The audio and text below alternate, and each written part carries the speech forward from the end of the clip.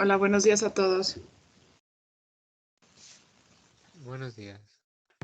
Buenos días. Vamos a continuar donde nos quedamos en la unidad número 2, que era ya en la revisión de las características de las hormonas a nivel de hipófisis, principalmente adenohipófisis, y de esta sigue la hormona folículo estimulante o FSH y la hormona luteinizante o LH. Sus células precursoras son los gonadotropos. Las células blanco van a ser las gónadas, en la mujer los ovarios, en el varón los testículos. Hay una subunidad alfa y que esa subunidad es similar o la comportan junto con TSH y la gonadotropina coriónica humana, y la subunidad beta que es específica. La vida media de LH es de 60 minutos, la de FSH es de 170 minutos. El mecanismo de acción de estas hormonas o gonadotropinas se unen a su receptor de membrana que está acoplado a proteína G, lógicamente desencadenan segundos mensajeros y hay una fosforilación de proteínas intracelulares. ¿Cómo se regulan estas dos hormonas? Su regulación es a través de la hormona hipotalámica, que es la GnRH, u hormona liberadora de gonadotropinas. Va a depender de la frecuencia de estos pulsos. Si son pulsos de baja frecuencia, hay una liberación de FSH. Si hay pulsos de alta frecuencia, hay una liberación de LH o de la hormona luteinizante. Y también quienes regulan la liberación tanto de FSH y LH son las concentraciones de estrógenos y de testosterona, dependiendo de si es hombre o es una mujer. Y hay otra hormona que es la inhibina, que esa inhibe la síntesis de FSH. La leptina, que esa como tal es una hormona del tejido adiposo, puede condicionar también regulaciones en la liberación de estos pulsos de GnRH y puede condicionar alteraciones en la liberación de FSH y LH. De hecho, no nada más la leptina. También si tenemos alteraciones en la prolactina, principalmente elevación de la prolactina, también puede condicionar alteraciones en los pulsos de GnRH y por lo tanto liberación de FSH y LH. Y también en este caso pudiera afectar la TRH en la afección de GnRH, ¿no? Y hasta la CRH. Esto porque se los comento porque pacientes con patologías en el eje hipotálamo, hipófisis, tiroides, pacientes con hiperprolactinemia, pacientes con hipercortisolismo pueden generar alteraciones en el eje gonadal y generalmente las manifestaciones son vistas en la mujer, que es un poquito más claro, como irregularidades en el ciclo menstrual o amenorrea. En el hombre son más inespecíficas porque es disminución de la libido, pueden tener disfunción eréctil. La medición de estas hormonas o sus valores normales varían con la edad y en el caso de la mujer varían dependiendo de la fase del ciclo menstrual. Así que no puedo decirle como un valor normal. Generalmente, cuando nosotros evaluamos el eje gonadal en la mujer, se solicita que la medición de LH, FSH, además de la hormona secretada por la glándula periférica, también sea medida, ya sea estrógenos o estradiol en la mujer y testosterona en el varón, para poder tratar de determinar dónde está la afección, si está a nivel central o a nivel periférico. Y en la mujer, un punto clave es ahí solicitar FSH, LH y estradiol, principalmente o de preferencia los primeros 3 días de inicio de la menstruación, para que podamos utilizar los valores de referencia de la fase folicular y los podemos interpretar. Si la paciente lleva más de 3 meses sin menstruar, que es considerada una amenorrea secundaria, entonces podemos medirlo pues, en cualquier momento del ciclo menstrual. En el varón no es necesario tener como algún momento en específico. Las funciones fisiológicas de FSH y LH, la FSH estimula el crecimiento y el desarrollo folicular y condiciona la secreción de estrógenos, que esa sería la primera fase folicular. Al irse incrementándose la secreción de estrógenos, lo que condiciona en la mujer es una elevación de estos estrógenos, incrementa la frecuencia de los pulsos y por lo tanto condiciona la liberación de LH para la ovulación. Y al tener este pico de LH condiciona la ovulación, esa es una de las funciones de LH. Y al haber una ovulación, lo que se genera es el cuerpo lúteo y el cuerpo lúteo empieza, junto con LH, a condicionar la secreción de progesterona. En cambio, en el varón, lo que condiciona FSH estimula las células de Sertoli, que condicionan la espermatogénesis, y esa es la FSH. Y la LH en el varón condiciona la secreción de testosterona a través de las células de Leydig.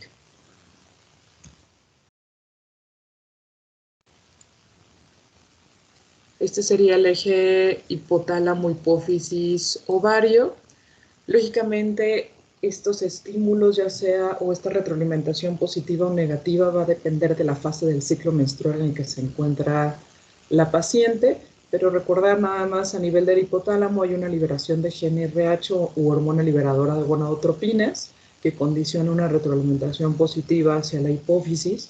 La hipófisis lo que va a estar liberando, dependiendo de estos pulsos, si son de baja o de alta frecuencia de GnRH, es la liberación ya sea de FSH o LH, y lo que condicionan LH y FSH va a variar a nivel del ovario.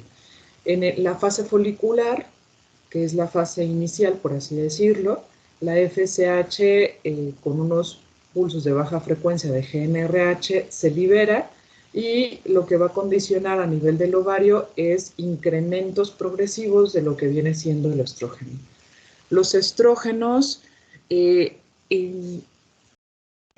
al momento de ir incrementando, lo que condicionan es una retroalimentación positiva tanto en el hipotálamo y en hipófisis, y lo que van a condicionar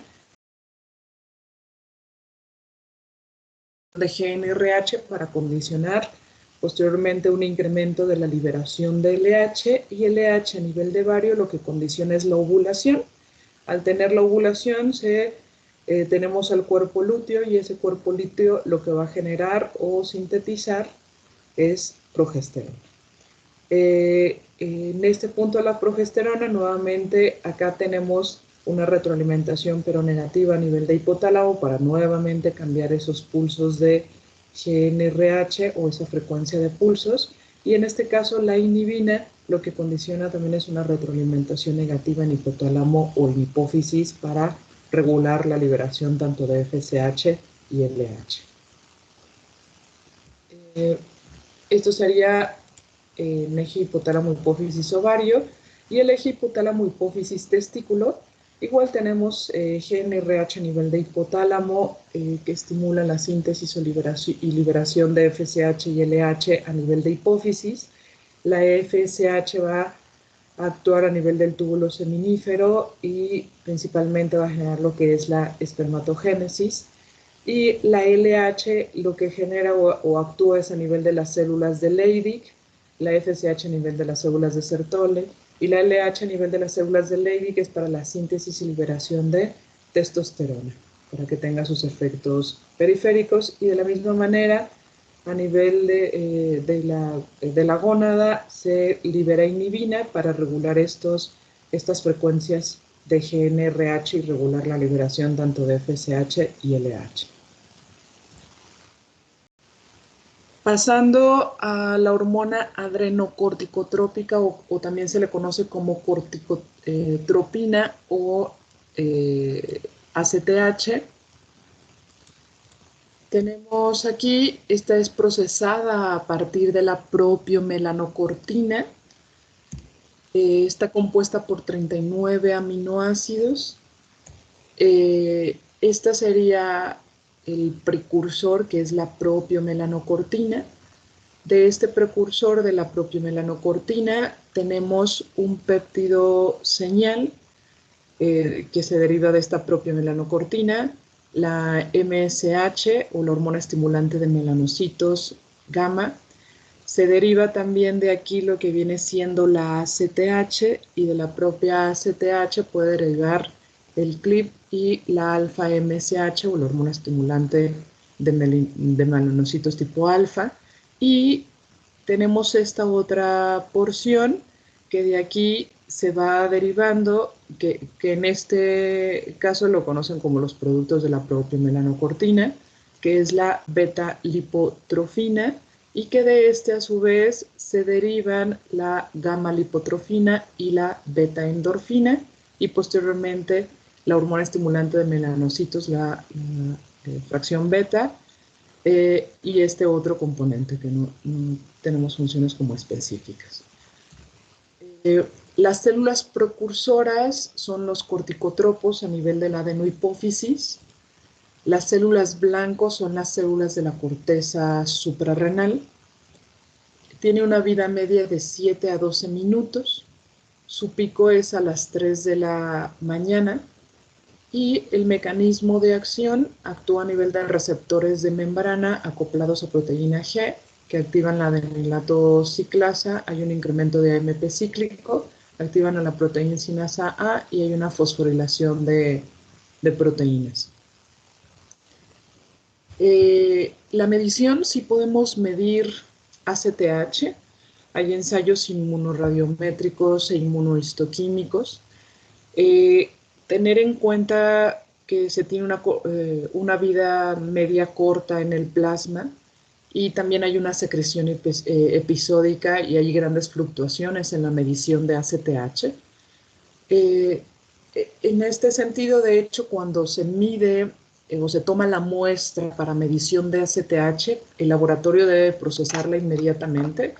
De hecho, al momento de que se tome la muestra, el laboratorio la debe de tener una hielera donde ponga ahí el tubito de ACTH e inmediatamente llevarla para procesarla. Eso es un punto muy, muy importante, porque si en el laboratorio no se tienen estas precauciones, entonces podemos lamentablemente tener valores incorrectos que nos proporcione el laboratorio. En general se toman valores tanto en varón como en mujer que oscilan, o valores normales, de 9 a 52 picogramos por mililitros. Y generalmente, lógicamente, la medición de ACTH se debe hacer una medición por la mañana, de preferencia si vamos a tomar valores normales o basales. Debe hacer una medición del ACTH junto con medición de cortisol. Repito, es para poder ver si hay una alteración en la medición de cortisol, poder interpretar también el valor de ACTH. Solicitar solamente ACTH, solicitar solamente LH, FSH de formas aisladas, realmente eso no nos ayuda para poder nosotros determinar dónde está la afección, o si tenemos una afección primaria o secundaria. Entonces se tiene que pedir todo el eje, en este caso desde hipófisis hasta la glándula periférica. La regulación de la ACTH es a través de la hormona liberadora de corticotropinas, la CRH, que se libera a nivel del hipotálamo. También está regulada a través de la concentración de los glucocorticoides, y otros estímulos que regulan la liberación de ACTH son tensiones físicas, tensiones emocionales, el dolor, el trauma, la hipoxia, hipoglucemia, la exposición al frío, cirugías, depresión, la administración de interleucina 1, y la hormona antidiurética también regula la liberación de ACTH. Si se dan cuenta, todos estos estímulos son de situaciones de estrés. Recuerden que este eje de CRH, ACTH y cortisol son principalmente para ayudarnos en situaciones de estrés, poner al organismo en una situación de defensa para esa situación. Acá porque es importante mencionarles que esta regulación también es dada por ACTH. Hay ciertos estudios que nosotros hacemos o estimulaciones que hacemos para determinar, por ejemplo, en pacientes que estamos investigando por exceso de cortisol y que nuestra sospecha ya sea es por un cortisol o el problema esté en adenohipófisis por tumores productores de ACTH, pero queda la duda si es un tumor a nivel de hipófisis que produce ACTH o es un tumor que también produce ACTH, pero que no está en hipófisis, que les llamamos tumores ectópicos. Y se utiliza o se hace un muestreo de senos petrosos y se administra desmopresina, que es el derivado o es en sí hormona antidiurética, pero sintética, y se utiliza este medicamento para tratar de estimular la liberación de ACTH y poder identificar si esa, a través de la medición periférica y central de ACTH, si es a nivel central o es a nivel periférico. Entonces, al conocer esto, qué estímulos me condicionan liberación de ACTH, nosotros podemos hacer diferentes pruebas, ¿no? Que las iremos comentando más adelante. Funciones fisiológicas: estimulan la secreción de glucocorticoides, también puede estimular la secreción de mineralocorticoides. Glucocorticoides me refiero al cortisol, mineralocorticoides me refiero a aldosterona, pero mineralocorticoides recuerden que también están regulados por el sistema renina-angiotensina-aldosterona, ¿no? Eso es muy importante, principalmente para el estudio de patologías primarias o determinar si es primario o secundario, no nada más con la medición de ACTH y cortisol, que sería primordial, y para el tratamiento que se le debería dar a estos pacientes, ¿no? Dependiendo de si está afectado a nivel central o a nivel periférico.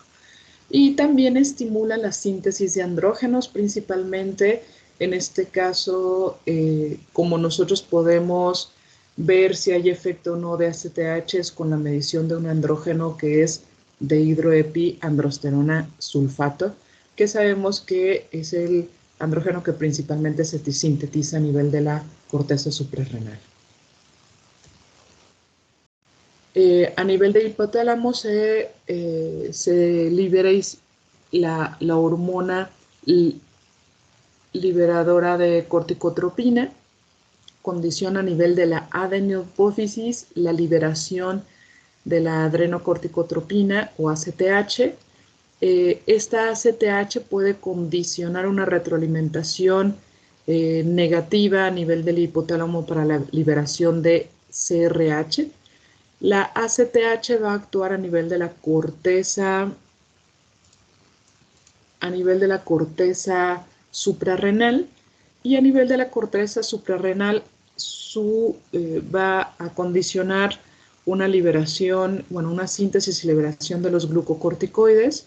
Los glucocorticoides tienen múltiples acciones metabólicas antiinflamatorias e inmunosupresoras, principalmente liberación en situaciones de estrés, y también a nivel de la corteza adrenal puede condicionar la síntesis y liberación de mineralocorticoides. Sin embargo, esta liberación de mineralocorticoides, que es la aldosterona, también está regulada y principalmente a través del sistema renina-angiotensina-aldosterona, y también por cambios en relación a los niveles séricos del potasio, ¿no? Y el mineralocorticoide, que es la aldosterona, su principal efecto es en el metabolismo hidrosalino, ¿no?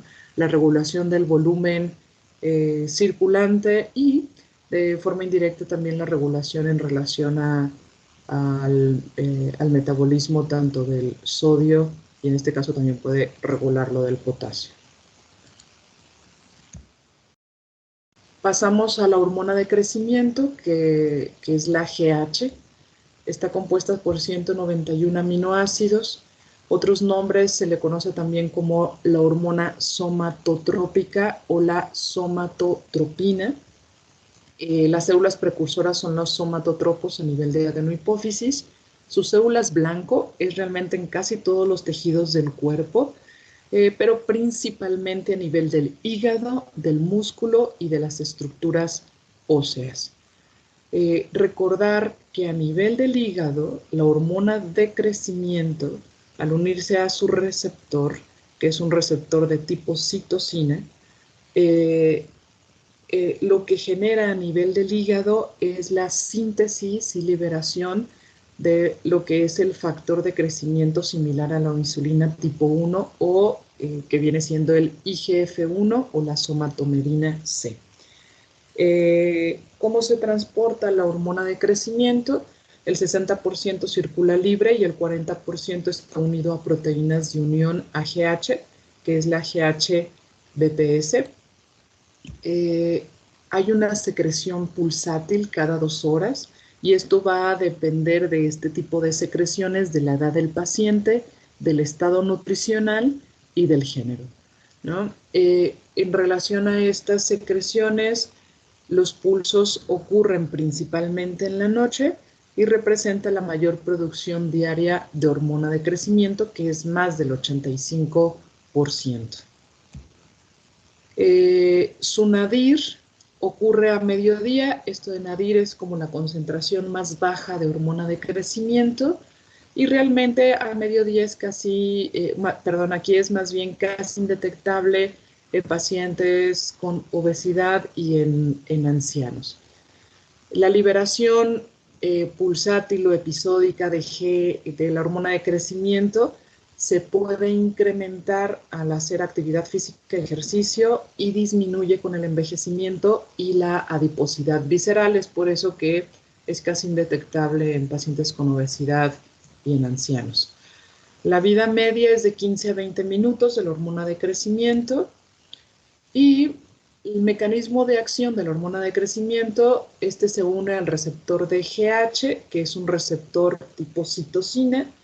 Hay una dimerización de este receptor y hay una activación de este receptor al dimerizarse y este receptor se asocia a la proteína Janus o a la JAK quinasa y lo que condiciona es un reclutamiento y activación de moléculas de señal o segundos mensajeros y hay una inducción de cambios enzimáticos en la función y transporte y en la expresión de genes y por lo tanto, y principalmente la acción de la hormona de crecimiento, cambios en el crecimiento y en el metabolismo. El receptor de la hormona de crecimiento se encuentra en múltiples tejidos, especialmente en el hígado, cartílago, músculo, en la grasa y a nivel de los riñones. Y a nivel hepático induce la síntesis del factor de crecimiento similar a la insulina tipo 1, o también se le conoce como la somatomedina C. La medición, podemos medir hormona de crecimiento o GH en sangre, sí lo podemos medir, sin embargo, que lo utilicemos nosotros como prueba diagnóstica en pacientes que sospechemos disminución o exceso de esta hormona, realmente no sería una medición adecuada. El IGF-1, que es su derivado, ese sí podemos tener una evaluación mucho más precisa, ya que se mantiene estable durante todo el día. Entonces, generalmente para ver el adecuado funcionamiento, por así decirlo, o si hay un déficit o un exceso de secreción de este eje, lo que se mide aquí realmente es IGF-1. Bien, esto es muy diferente, digamos, a los ejes que acabamos de ver en relación a los demás. Aquí no medimos como un precursor, sino ya estamos midiendo el derivado, que recuerden que se sintetiza a nivel del hígado, que sería la somatomedina C o IGF-1. Y el IGF-1 no hay un valor específico para todos. El valor del IGF-1 va a depender de la edad del paciente y del género. Entonces hay diferentes rangos de valores dependiendo de la edad y del género de los pacientes. ¿Cómo se regula la liberación o la inhibición de la hormona de crecimiento? Su liberación está bajo un control dual por el hipotálamo. Recuerden que está la hormona liberadora de liberación de hormona de crecimiento, que es la GHRH, Y está también la hormona inhibidora de liberación de GH, que es la somatostatina, que es la gran inhibidora. El IGF-1 también genera una regulación de la hormona de crecimiento por una retroalimentación negativa, inhibiendo la liberación de hormona de crecimiento.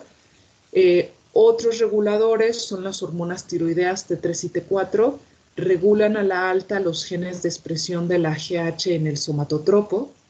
La grelina, que es una hormona liberada a nivel de las células gástricas, estimula su liberación y puede tener un efecto sinérgico con la hormona liberadora de hormona de crecimiento del hipotálamo. Carbohidratos, grasas y proteínas, así como en este caso los carbohidratos, principalmente la glucosa, también genera principalmente, acá dependerá de si tenemos una hiperglucemia o una hipoglucemia. Y de hecho lo utilizamos como prueba diagnóstica para ver si realmente tenemos un exceso o un déficit de hormona de crecimiento. Si tenemos hipoglucemia, lo que se debería de generar si el eje está íntegro es una mayor liberación de hormona de crecimiento, porque es una hormona contrarreguladora. Si tenemos hiperglucemia, lo que debería de ser es una inhibición de la liberación de hormona de crecimiento repito, si el eje está intacto. Y entonces utilizamos, por eso se las remarqué en amarillo, porque utilizamos justamente este conocimiento para nosotros poder evaluar la liberación de la hormona de crecimiento. En esta tablita hay factores, no nada más estos que les mencioné, que son los principales, pero hay otros factores que van a afectar la liberación o la secreción de hormona de crecimiento. Hay factores que aumentan la liberación de hormona de crecimiento o que disminuyen la síntesis y liberación de hormona de crecimiento. Factores que aumentan, fisiológicos, es el sueño, el ejercicio, la tensión física o psicológica y el estado postprandial. Por estos incremento de los aminoácidos. La hipoglucemia condiciona aumento de la hormona de crecimiento, en cambio quienes disminuyen es la hiperglucemia y los ácidos grasos libres elevados. Fármacos que aumentan o inhiben la hormona de crecimiento son estos que colocamos acá, que solo es para que los tengan de conocimiento, y patológicas o situaciones patológicas, la reducción de proteínas y el hambre, la anorexia nerviosa, producción ectópica de la hormona liberadora de hormona de crecimiento, insuficiencia renal crónica, lógicamente la acromegalia, que justo son tumores productores de exceso de hormona de crecimiento. Estos aumentan los niveles de hormona de crecimiento y disminuyen, son estos fármacos que están acá, que tener en cuenta o algo relevante es la somatostatina, que estos son análogos justamente del gran inhibidor que es la somatostatina, y nosotros acá lo utilizamos principalmente para tratamientos en aquellos pacientes que tienen exceso de hormona de crecimiento. En adultos sería la acromegalia, en niños sería el gigantismo. Y otras situaciones que disminuyen la liberación de hormona de crecimiento, que son patológicos, es la obesidad, aquí la acromegalia, pero tratamiento de acromegalia, que pueden ser los que podemos utilizar también ahí agonistas dopaminérgicos. El hipotiroidismo o el hipertiroidismo pueden condicionar también alteraciones en la liberación de hormona de crecimiento.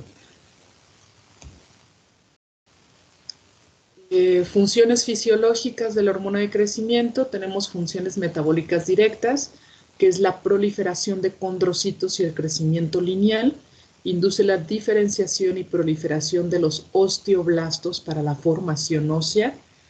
Funciones anabólicas, estimula el crecimiento de casi todos los tejidos del cuerpo que son capaces de crecer, incrementa la tasa de la síntesis de proteínas, disminuye la tasa de utilización de la glucosa, tiene una acción diabetogénica, incrementa la movilización de ácidos grasos del tejido adiposo, por lo tanto hay un incremento de ácidos grasos libres, pero disminuye disminución también aquí del colesterol y de esta polipoproteína que es la B, e incrementa el colesterol tipo HDL o lipoproteínas de alta densidad. Acciones indirectas en el crecimiento esquelético estimulan la producción de IGF-1 en los hepatocitos y este tiene un efecto promotor del crecimiento en el esqueleto. Hay una liberación de la hormona liberadora de hormona de crecimiento a nivel del hipotálamo y también tiene un efecto dual. Recuerden que también a nivel del hipotálamo tenemos a la somatostatina. A nivel de la adenohipófisis hay una liberación de la hormona de crecimiento y la hormona de crecimiento actúa en estos tejidos. A nivel del tejido adiposo de las células adiposas, lo que condiciona en las células adiposas es un estímulo para la liberación de ácidos grasos libres. A nivel del tejido, efectos del crecimiento, esto condiciona la captura de aminoácidos provenientes de la sangre, incrementa la proliferación celular y disminuye la apoptosis. Y células blanco, tenemos a las células óseas principalmente activando a los osteoblastos para formación de tejido óseo, a nivel de las células musculares, a nivel de las células del sistema nervioso central y a nivel del sistema inmune. Y el efecto diabetogénico, la hormona de crecimiento a nivel del hígado, lo que condiciona es una mayor liberación de glucosa y lógicamente es de esta glucosa proveniente del almacenaje en el hígado del glucógeno. A nivel del hígado, recuerden que lo que condiciona también es la síntesis y liberación del factor de crecimiento similar a la insulina tipo 1 y este factor de crecimiento también va a tener efecto en estas células diana. El factor inhibitorio, que es la hormona inhibidora de la hormona de crecimiento, la somatostatina, lo que condiciona es inhibir la liberación de hormona de crecimiento. Continuamos con la prolactina. La prolactina está compuesta por 198 aminoácidos. Sus células precursores son los lactotropos. En el 15 al 25% de los tenemos estos lactotropos que se encuentran a nivel de la adenohipófisis y también puede sintetizarse a nivel de los mamosomatotropos, que generalmente ahí hay tanto secreción de prolactina como hormona de crecimiento. Las células blancas de la prolactina son las glándulas mamarias y las gónadas. También tiene receptores a nivel de las gónadas y el mecanismo de acción se une a su receptor de membrana, que es de un solo dominio o receptor tipo citosina, como es el receptor de hormona de crecimiento que activa a la llanosquinasa.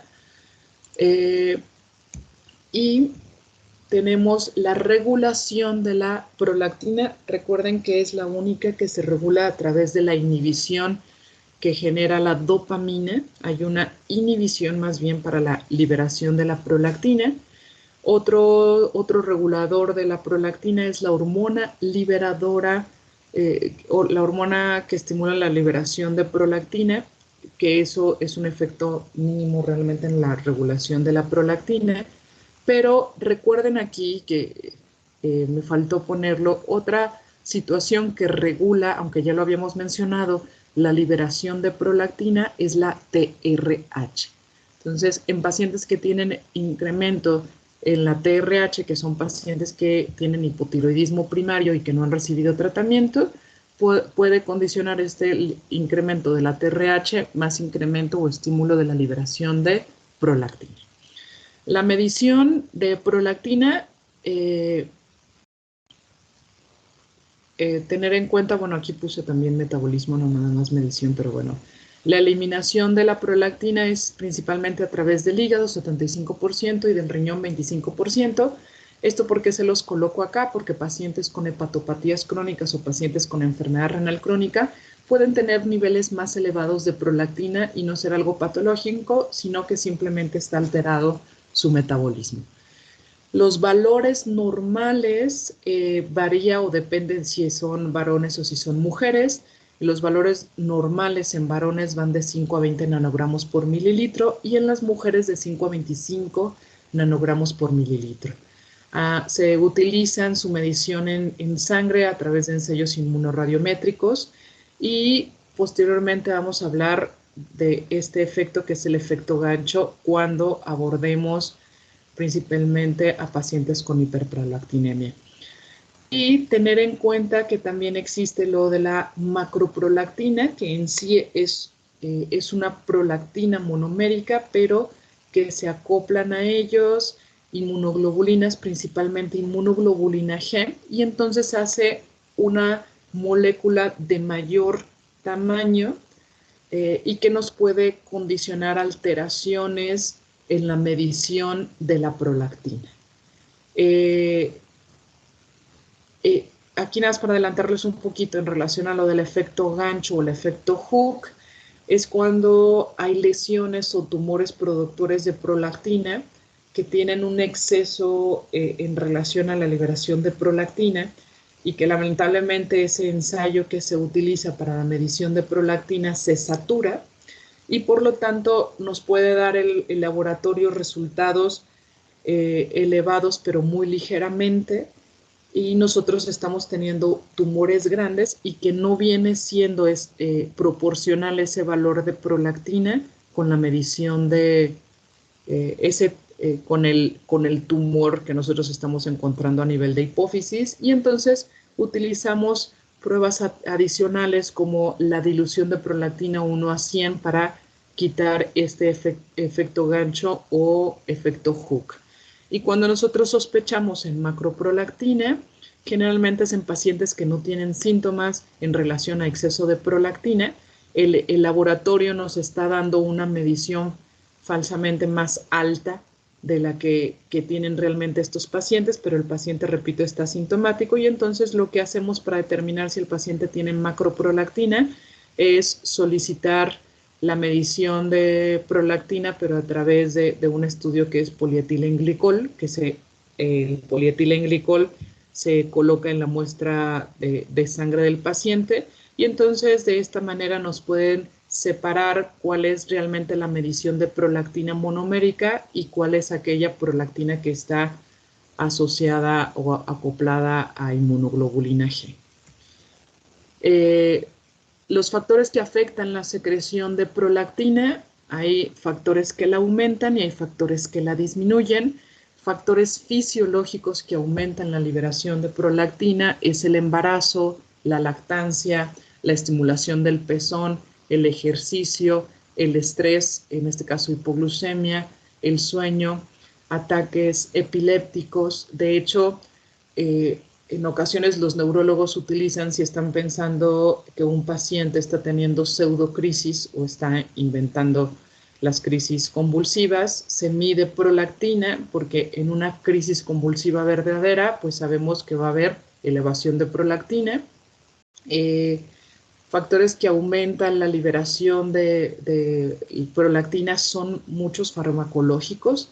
De hecho, causas más frecuentes de exceso de prolactina son por fármacos, que son estos que están aquí, que principalmente son para manejo de epilepsia o para manejo de ansiedad o depresión. Esto es muy importante porque en el abordaje de pacientes con hiperprolactinemia hay que descartar estas causas que nos van a condicionar ese exceso de prolactina.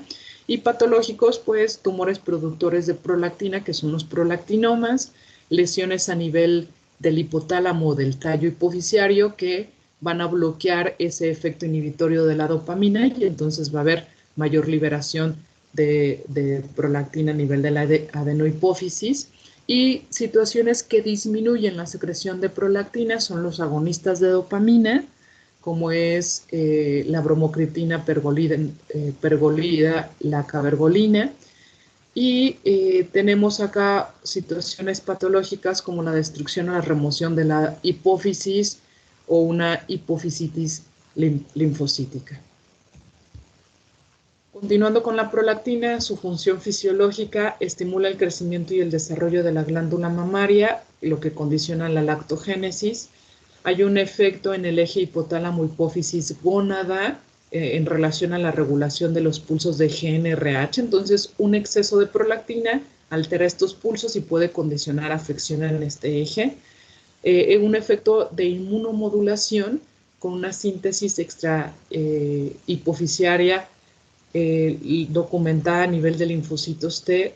Hay receptores, de hecho, de prolactina que están presentes en los linfocitos T y B y macrófagos, por eso se le ha dado como este efecto inmunomodulador. Y la prolactina modula y estimula tanto la proliferación de células inmunes como la supervivencia de estas células del sistema inmunológico.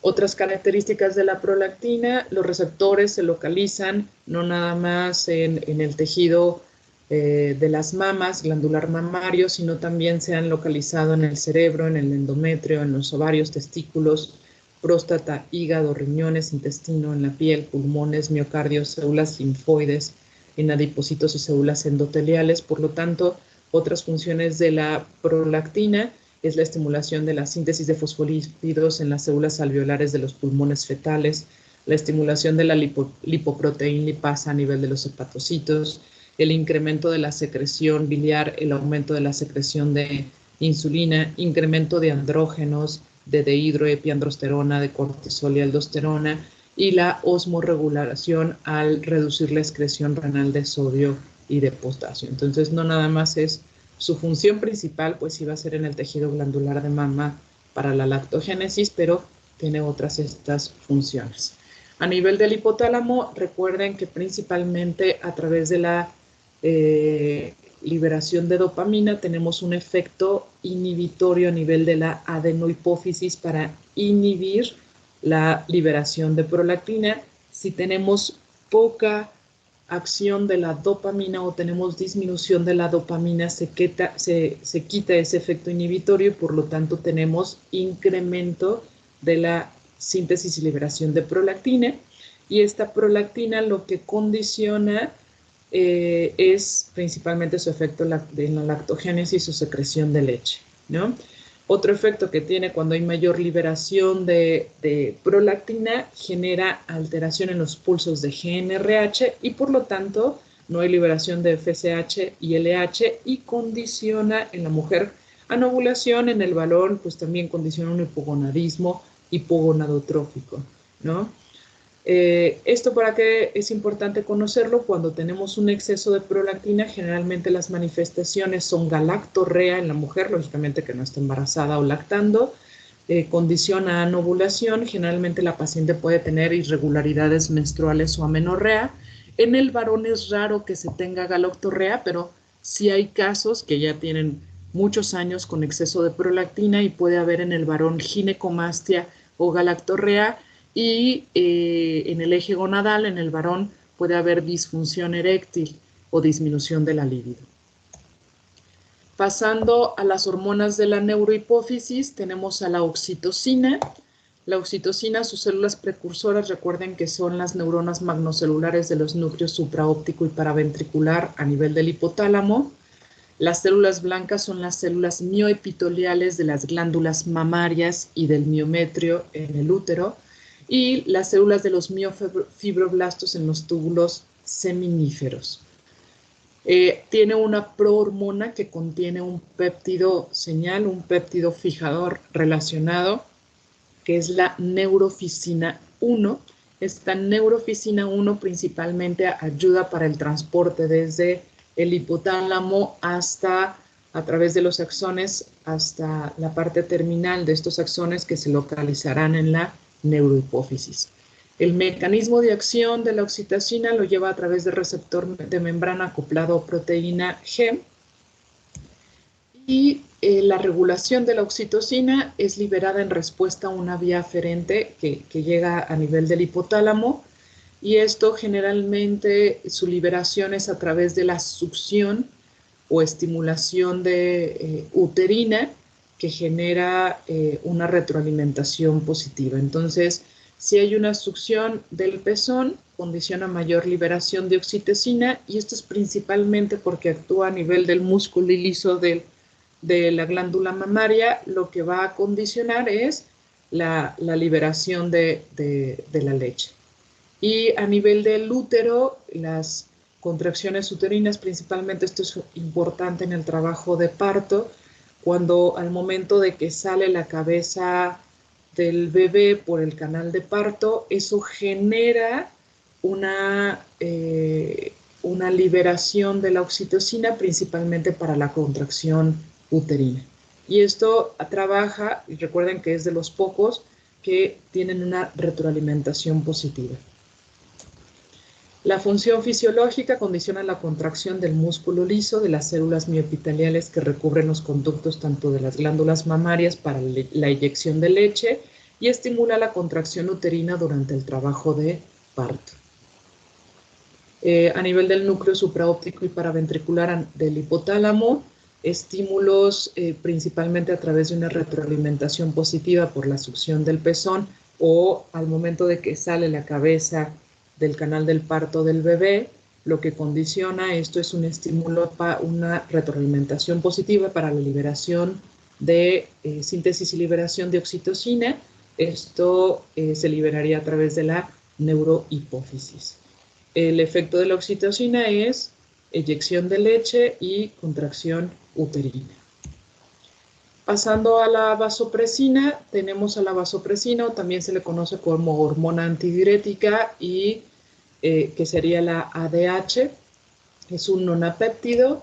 Sus células precursoras también son las neuronas magnocelulares de los núcleos supraóptico y paraventricular. Las células blancos son los túbulos contorneados distales a nivel renal, el conducto colector, y las células del músculo liso vasculares. También deriva o proviene de una prohormona que contiene este péptido también, que es un péptido fijador relacionado. En este caso es la neurofisina 2, en oxitocina era la neurofisina 1, que repito, este péptido o esta neurofisina ayuda para el transporte desde el cuerpo de la neurona, el transporte a nivel de los axones hasta llegar a la neurohipófisis. Y además, algo importante en la vasopresina, tiene otro glucopéptido adicional, que es la copeptina. La copeptina toma relevancia principalmente cuando estamos en el abordaje de pacientes que tengan deficiencia de hormona antidiurética, que sería en aquellos pacientes que estamos sospechando en diabetes insípida, principalmente en diabetes insípida central. Es importante porque la medición de vasopresina se puede hacer, sin embargo es algo difícil y complicado. Por ejemplo, aquí en Aguascalientes no se hace. Probablemente ya se esté haciendo en la Ciudad de México o en algún otro estado. Sin embargo, tener en cuenta que la medición de copeptina es una medición mucho más estable a comparación de la vasopresina. Entonces, podemos utilizar la medición de copeptina para el abordaje de patologías en relación a la secreción de vasopresina. Tener en cuenta que la vasopresina o ADH deriva de una prohormona que tiene el péptido señal, la vasopresina, el péptido que sirve de transporte, que es la neurofisina 2, y el glucopéptido, que en este caso va a ser la copeptina, ¿no? El péptido señal se desacopla, queda la vasopresina, neurofisina 2 y el glucopéptido, que es la copeptina, y a través de diferentes procesos enzimáticos posteriormente se separa la hormona vasopresina o la ADH, la neurofisina 2 y lo que sería el glucopéptido, que sería la copeptina. La vasopresina tiene mecanismos de acción a través de su receptor de membrana que está acoplado a proteína G y tiene diferentes subtipos de receptores. Tenemos el receptor de vasopresina tipo 1A, que este se localiza en sistema nervioso central, en hígado, en útero, en corteza suprarrenal y en músculo liso de vasos sanguíneos y plaquetas. Esto principalmente en relación a tomar esto en cuenta genera o tiene uno de sus mecanismos de acción es a nivel de la regulación de la vasoconstricción, vasodilatación a nivel del músculo liso de los vasos sanguíneos. Esto de conocer su acción o efecto también a nivel de las plaquetas, se ha utilizado este conocimiento sobre todo porque en algunos pacientes que tienen afección o patologías plaquetarias justamente dan un medicamento que viene siendo la desmopresina, que es, es la vasopresina sintética, y se utiliza para ciertas patologías, no nada más para alteraciones o déficit de hormona de vasopresina. El otro receptor, que es el receptor de vasopresina 1B o también se le conoce como el receptor de vasopresina tipo 3, se localiza en los corticotropos y recuerden que puede condicionar la liberación de ACTH, que ya lo habíamos mencionado en la valoración de esta hormona. Y hay otro receptor, que es el receptor de vasopresina tipo 2. Este se encuentra en las células epiteliales del túbulos colectores renales y lo que condiciona o genera es una transcripción de genes para que se presente lo que vienen siendo estos canales de agua, que son las acuaporinas 2, y estos canales lo que condicionan es que mueven el agua del túbulo colector hacia el intersticio de la médula renal y es de esta manera que van regulando la concentración de la orina. Este receptor de vasopresina hay también a nivel extrarrenales que inducen la síntesis y liberación de factores de coagulación 8 y de von Willebrand. ¿Cómo se regula la liberación o inhibición de la vasopresina? Es principalmente a través de la osmolalidad plasmática. Recuerden que hay osmorreceptores principalmente localizados a nivel del hipotálamo.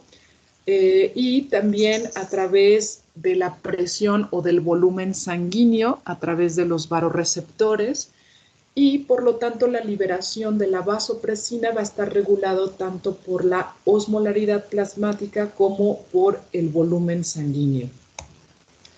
La función fisiológica, bueno, en este caso si tenemos ligeras variaciones en la osmolaridad solo del 1%, esto condiciona tanto si hay una disminución en la osmolaridad, hay un estímulo para liberación de vasopresina. Si hay un incremento de la osmolaridad plasmática, debería de haber una inhibición de la vasopresina.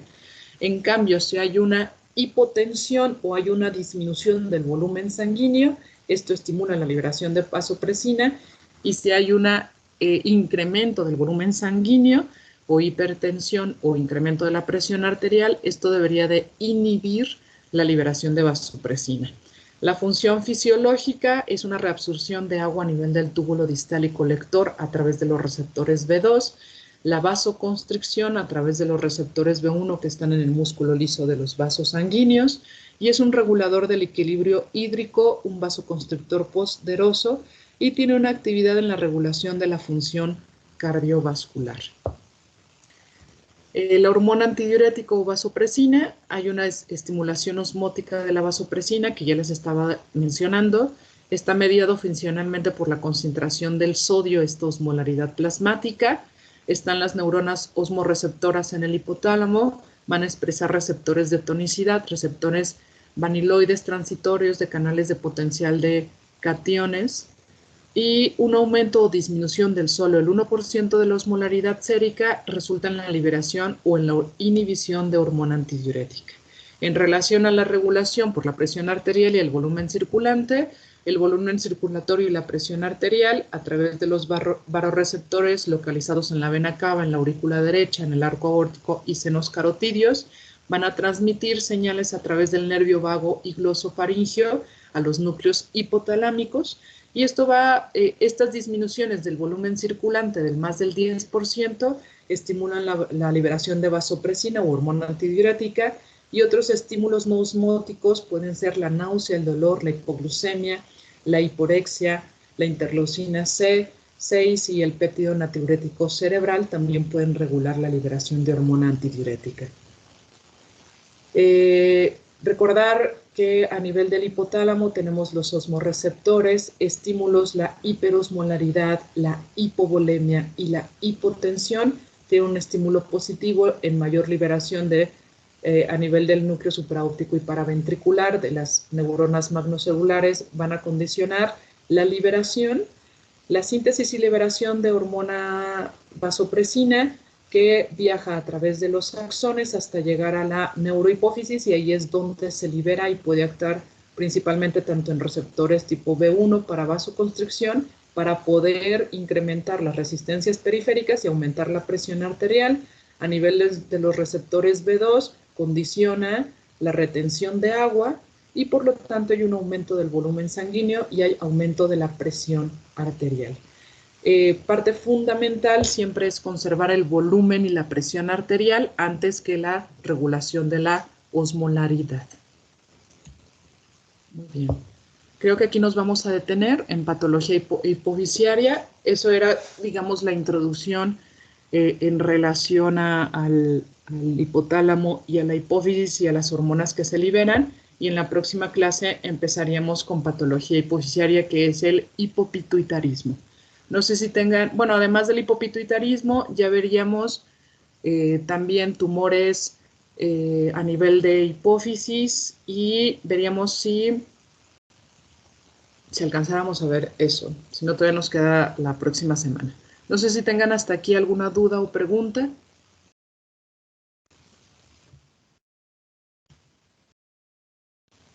La presentación, porque me habían enviado mensaje a algunos de sus compañeros, se las voy a pasar al final, cuando finalicemos la unidad número 2, porque cuando vamos, en la próxima clase les voy a poner un caso de introducción en cómo deberíamos de abordar el hipopituitarismo y después desarrollaremos el tema. Entonces sí me interesaría mucho que leyeran hipopituitarismo para tratar de, o que ustedes sepan lo que hacemos cuando hay deficiencia de ciertas hormonas a nivel de hipófisis, qué es el hipopituitarismo, cómo lo abordamos, qué tratamiento damos. Entonces, para que se enfoquen en leer ese tema. ¿Sí? Doctora. Dime. Yo tenía una duda en torno a la dopamina y a la prolactina. Ajá. Ya ve que mencionó que cuando hay una deficiencia de dopamina, aumenta la prolactina. Uh-huh. ¿Esto también sería visto en el Parkinson? ¿O ya como cuando tiene una función de hormona, no está relacionada con su función de neurotransmisor? Ahí va a depender mucho también de los receptores expresados. Hay diferentes tipos de receptores de dopamina y recordar que estos receptores, por ejemplo, los que predominan a nivel de los lactotropos son principalmente los D2, ¿no? Entonces, en este efecto que tú me comentas, en el sistema nervioso central están expresados otros tipos de receptores de dopamina, entonces vas a tener como diferente efecto, ¿verdad? Entonces, tener en cuenta, quiero suponer de lo que me comentas en la enfermedad de Parkinson, justamente que esté relacionado con esta alteración hormonal, no, porque va a depender del tipo de receptor que se esté actuando o se esté evitando su unión de dopamina con el receptor. Entonces, es dependiendo de dónde esté o qué tipo de receptor estemos activando o no se esté activando, la manifestación que tendrías en este caso, ¿no? Entonces, en este caso, si no hay dopamina, más bien no se estimularía este tipo de receptor, que principalmente es el tipo D2, que está a nivel de los lactotropos. Si no tienes este efecto inhibitorio que da la dopamina, pues vas a tener hiperprolactinemia, pero no así. No quiere decir que en los pacientes de Parkinson vayas a tener hiperprolactinemia. Pudiera ser el caso, sin embargo, no es lo común, ¿no? O que además él tenga otra alteración en ese eje. No sé si contesté tu pregunta. Sí, muchas gracias. No sé si tengan alguna otra duda o pregunta. Doctora, en el efecto gancho mencionó algo de una sustancia que se administraba en forma diluida. ¿Era el polietilenglicol o era otra? No, utilizamos el polietilenglicol, pero para descartar que no haya macroprolactina. Macroprolactina es una molécula como tal normal, por así decirlo, de prolactina. Sin embargo, se le acoplan inmunoglobulinas y eso, lamentablemente, cuando se mide con este tipo de ensayos, lo que detecta falsamente es como si hubiera más nivel de prolactina sin embargo es porque es una macroprolactina o una molécula mucho más grande, y ahí utilizamos, o en la muestra de sangre se le agrega polietilenglicol que separa a las moléculas de macroprolactina de la prolactina normal. Y entonces ahora sí ya nos dan el verdadero valor de la prolactina monomérica y el de la macroprolactina.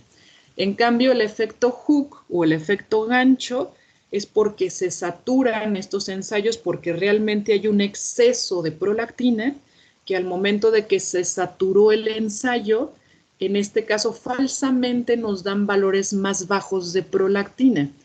Ahí nosotros sospechamos este efecto hook porque estamos viendo que el paciente tiene un tumor muy grande en hipófisis y que los valores de prolactina no se correlacionan al tamaño de ese tumor.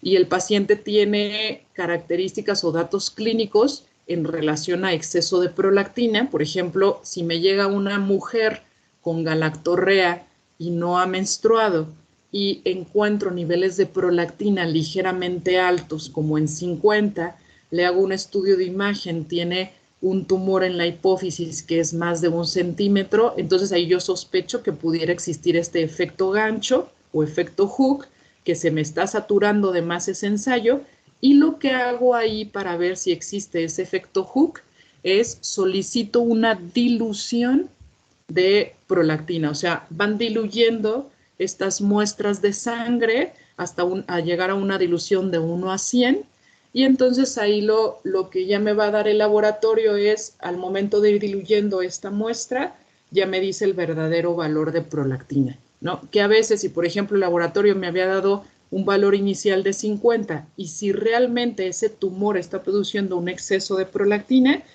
tenemos el primer valor que es sin 50, la van diluyendo en 1 a 100 y el último valor me puede salir en 500 o en 1000 de prolactina, y entonces ya yo con toda seguridad puedo decir que ese tumor es un productor de prolactina.